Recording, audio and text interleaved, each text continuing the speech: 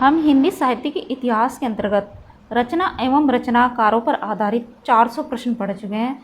आज देखिए प्रश्न संख्या 401 से। विरह वारिश किसकी रचना है? किसकी रचना है? बोधा की है। संख्या 402। सगुन अलंकारण सहित दोष रहित जो होए, शब्द अर्थ ताको कवित विबुध कहत सब कोय।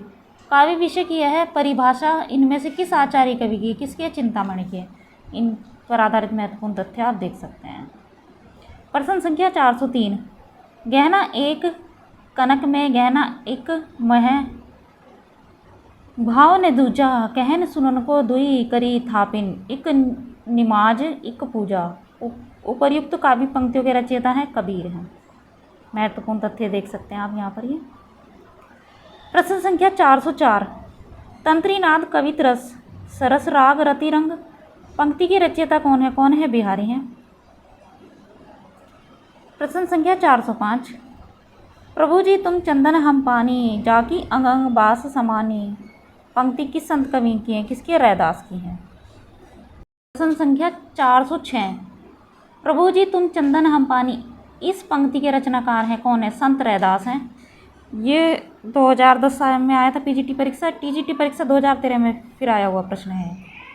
प्रश्न संख्या 407।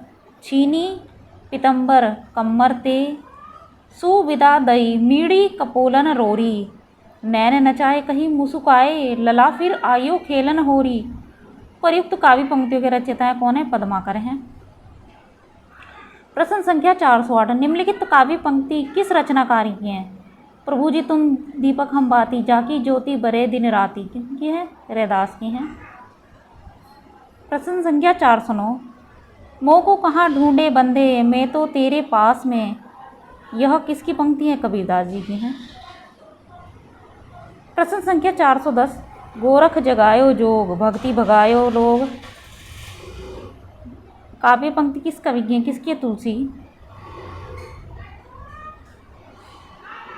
प्रश्न संख्या 411। गोरख जगाए जोग गोरख जगाए जोग भक्ति भगायो लोग, किसने कहा था?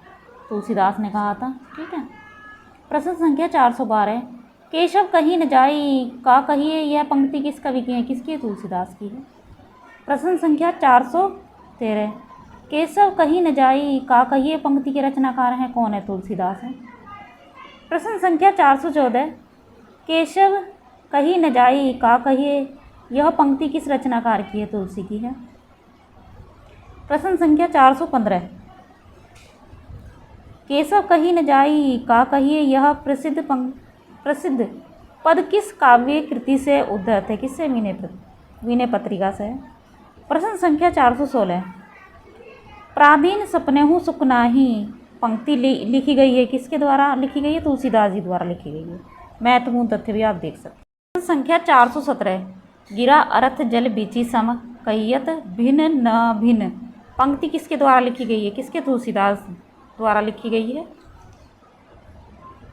प्रश्न संख्या 418। उर्मे माखन चोर गड़े, अब कैसा हूँ निकसत नहीं उदो, तिरछे हवे जू अड़े, ये पंक्तियाँ किस कवि की है? किसके? सूरदास की। यहाँ पर महत्वपूर्ण तथ्य आप देख सकते हैं। प्रश्न संख्या 419। कहू रे मधुकर मधु मतवारे, कहा करो निर्गुण लेके हो जीवहु काने हमारे, ये पंक्तियाँ किस काव्य की हैं? किसकी है? भ्रमर गीत सूरसागर की हैं। प्रश्न संख्या 420। बीनु गोपाल बेरिनी भई कुंजो, यह किसका पद है? किसका है? सूरदास का है। प्रश्न संख्या 421। मेरे नैना बिरह की बेल भई, पंक्ति के रचयिता कौन है? सूरदास हैं। प्रश्न संख्या 422। निम्नलिखित में से कौन सी पंक्ति पद्मावत की नहीं है? कौन सी नहीं है? मधुकर हंसी सुन जाए, मोदे बुझती सांच ने हाँसी, ये नहीं है। बाकी सारी पंक्तियाँ पद्मावत की हैं। ठीक है। प्रश्न संख्या 423।